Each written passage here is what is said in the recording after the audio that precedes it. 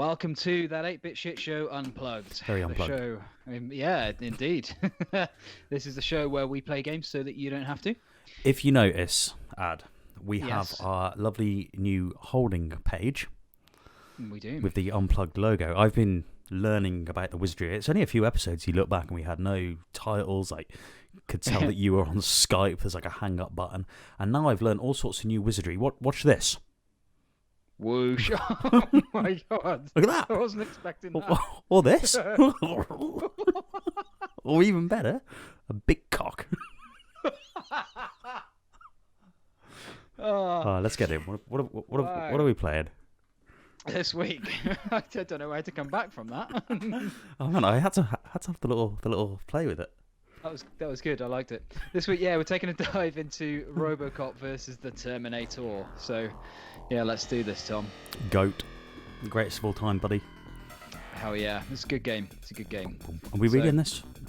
We could leave it scroll for people to see. Nah, fuck it. But we're not going to bother. No, because it's a shit show. It's not what we do.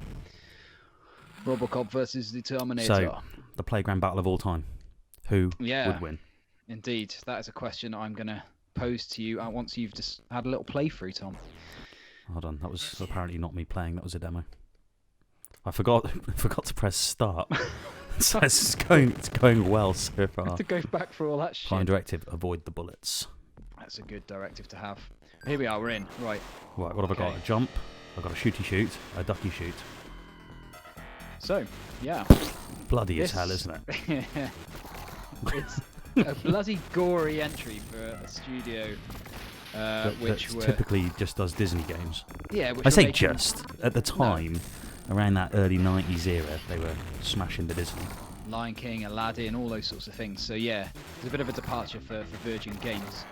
So this came out about 93, 94 across various platforms. We're looking at the Mega Drive version here. The only version worth considering. Indeed. I mean, Mode 7, guys, all you SNES fans out there are like, Mode 7? It doesn't... like, alienating fans again, Tom.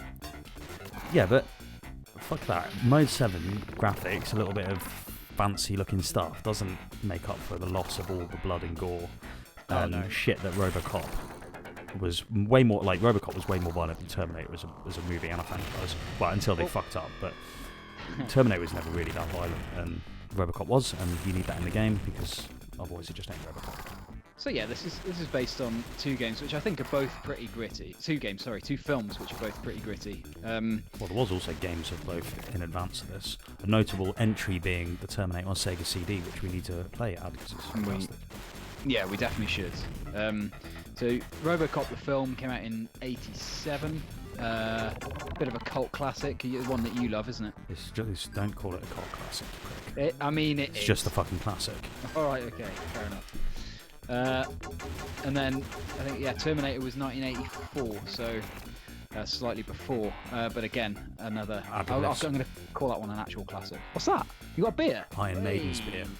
Nice. Oh, very nice. Where's Drinking water this evening. Yeah, but you had a beer at 10 o'clock this morning when we did those other shows. Yeah. So, I don't understand why Robocop's rescuing hostages at the minute. This is before he's come across any of the Terminators that travel back to do whatever they're doing. Does that restore your life as well, getting hostages? I think it does, doesn't it? Yes. Yeah. Hostages and baby food. The nutritious cornerstone of any diet. It smells like hostages and baby food. The Contra gun. What's actually going on here, Tom? Where are we? What's happening? So basically, the gist of the story, the origin of which is framed with this comic, is that in the future, the technology that OCP used to create Robocop was the foundation of the tech that went on to become Skynet, obviously made by Cyberdyne, which is, I think, quite a clever way of linking them. It gives them exactly. It's not just who would win in the fight, it's more there is a story behind why he's there. So obviously there's some Terminators have gone back in time to stop future resistance fighters, I think. Something, the thing that Terminators keep trying to do. Failing. And Robocop finds out about them, which we're going to get to that part of the story in a minute. So at the minute, he's just like going around doing Robocop shit, rescuing hostages, killing hundreds of people. But now, or very shortly, we come across a dude and we're like, hang about. He's not normal. He's a bit harder than a regular chap. And that's a Terminator. So then Robocop goes, what the fuck are these dudes all about? And he kills one, and then he makes his way to the OCP headquarters to plug into a console to get all the... in the film, he like fists the console. He puts his big fist spike with his big old spike, He does that to get the data of like what's going on and try and find out, and inadvertently actually uploads his data to... That's the moment in which he... What an idiot. Like, set the motions in place for what would become Skynet. And you had to battle Ed 209. So this game, from what I recall, is two games, essentially. There's two halves of the story. There's the present day and the future. And the highlight for me has always been the present day levels, because there's a lot more variety. And they look really nice. But also, you do, like, the Ed 209 boss is a real son of a bitch. Yeah, I bet. He's a son of a bitch in the film, so... I guess they got that right. Until he falls down the stairs like a little fucking idiot. Starts crying. He does, like, literally cry as well. Man, Robocop must be really kicking himself for giving away that data, Oh, god damn it. Such an idiot. Well, he is a bit of a moron, isn't he, Robocop? Like, he's a goofy hero, isn't he? Yeah, I suppose he is. Yeah, this dude's hard. Oh no, he's dead. Well, I've got one of the big fuck you guns of the game. I was going to say, that gun is immense. Right, here we go. So we're going to come across an army. Jesus. It is army. Then this gun takes out bullets, which is really cool. And look at this. This is Ace. Now he's like endoskeleton. Oh, he's not dead. Unprecedented for a Robocop enemy. Oh, he's full Skeletor. That is cool. So that gun gave me a massive advantage because it's one of the only guns in the game that actually takes out bullets coming towards you. It looks like notoriously, hard to actually avoid damage as well, so that's really handy. I remember this game fondly as a kid because I didn't have the game, but I used to play it. My sister's mate's brother had it. Yeah. We would get dragged around to see his family, and then he was way older than me. He was like 4 years older than me or something, which, when you're that age, is like... how old was I then? Like 8 or 9 when this came out? Oh, here you go, the fuck you gun. Oh, there it is. So he was probably like 15, and I was just like that irritating little shit that would come and want to sit in his room and play this game because it was really gory. And that's kind of my memory. It was a bit of a taboo thing because I knew that if I had this, my mum would be like, "Bro, what's what you doing? Can't play this." It's funny, isn't it? We all had those mates growing up where, like, you'd go and play some game and you weren't allowed. Let's give him due credit. He definitely didn't like me. Well, you know what I mean. There was always some way you could access a game that you weren't supposed to be playing.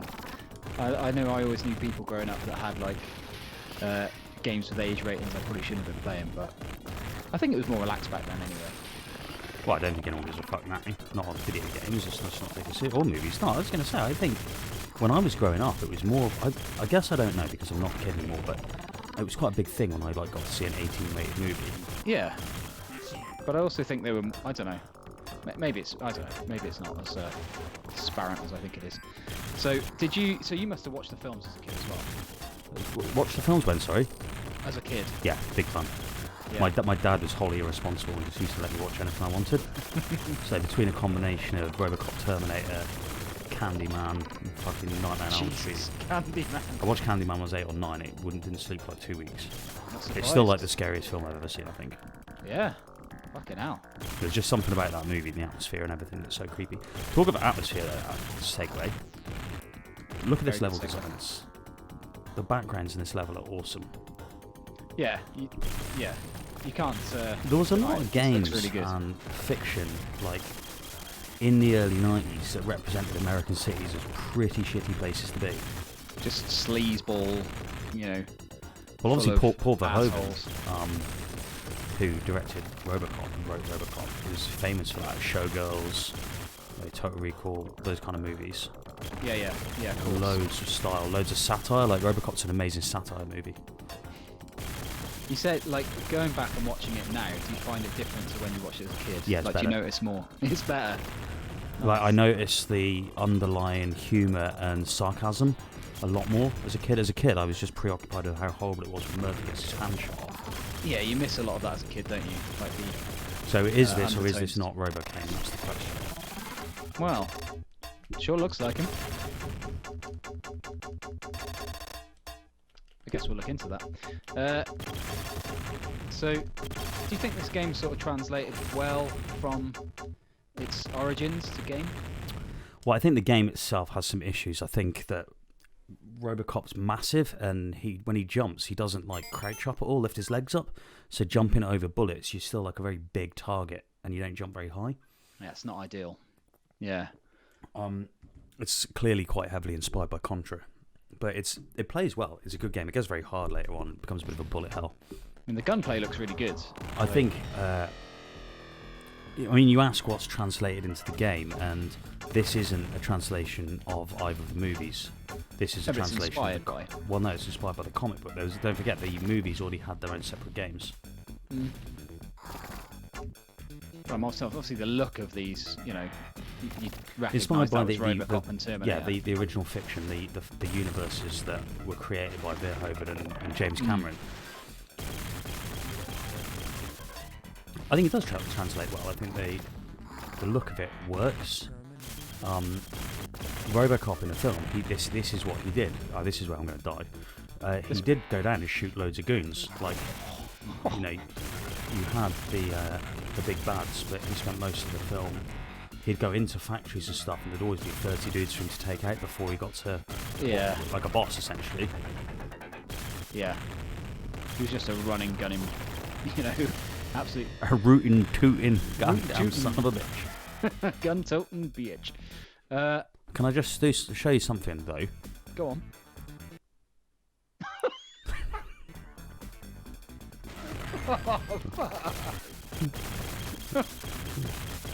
That's not going to become a thing. Big banana car. Get all our videos flagged when the kids are watching. Mummy, what's that? I'm watching video game videos. No kids are watching 30-year-old fucking video games, 20-year-old video games. Hey, you're doing well here, man. You're absolutely nailing it. The thing that makes it feel most like Contra is the way the bullets move. It's like a shooter in like the old school sense that you have that time to anticipate and dodge. Oh, it's one of them fuckers, that's why. Big old bastard. Get the fuck you done. Solves every problem. So who would win in a battle then, Tom? What's your decision? Terminator. Okay. It's not even a fucking question, is it? Robocop is held back by human emotion. Like, there's always that question, is there? Why not just shoot him in the mouth? That's true, actually. It's the only... got like a fully exposed part which could easily kill him. Yeah. Who's cooler? I think I agree. Oh, who's cooler? Terminator. I mean...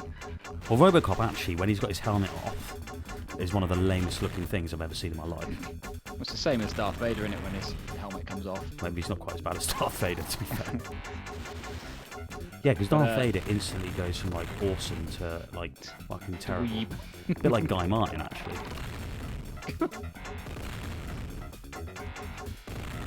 Yeah, I think I agree, though. Terminator would probably win. It's just nails, isn't he?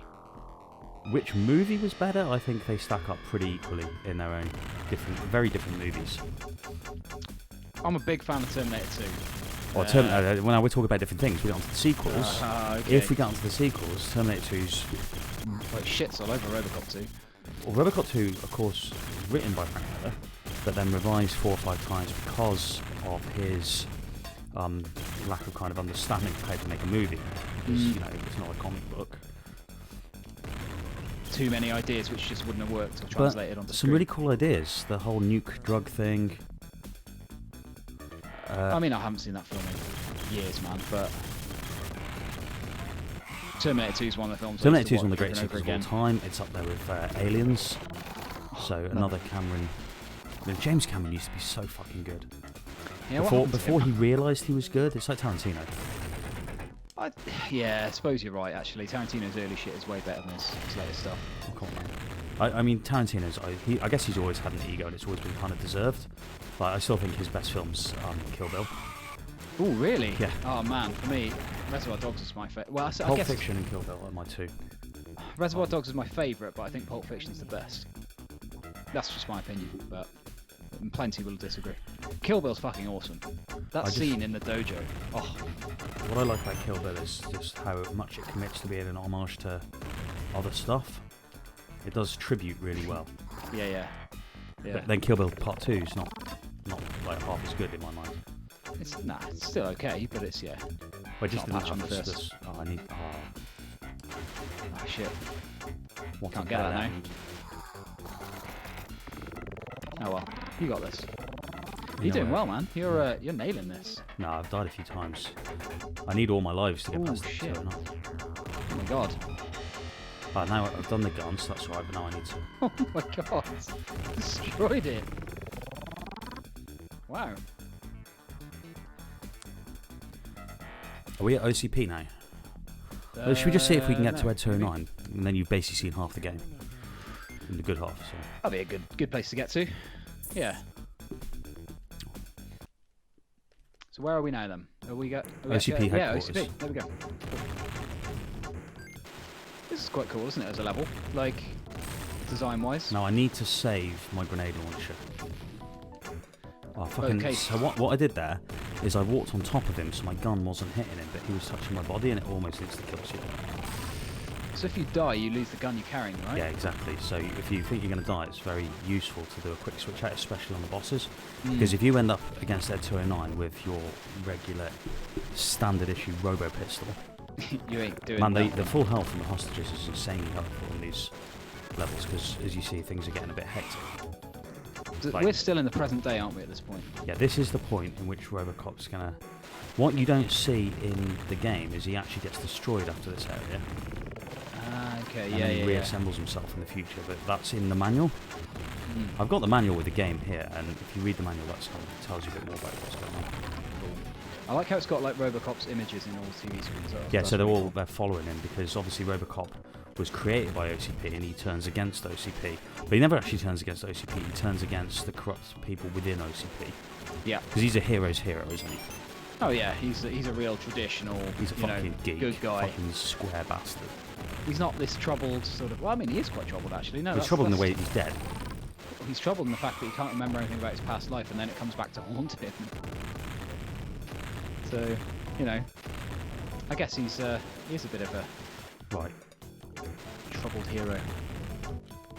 Ooh, done that. This is where I really start to struggle. At this way, I'm not even going to make it to the fucking the head. This is where he... See, your bullets go over them, so you have to jump up and shoot down, and that exposes you to... getting fucked. Oh, yes. So this is where he inserts his schlong into the machine. Oh. His prong, I mean.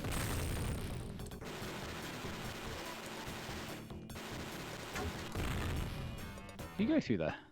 He inserts his what? Schlong. Exactly that.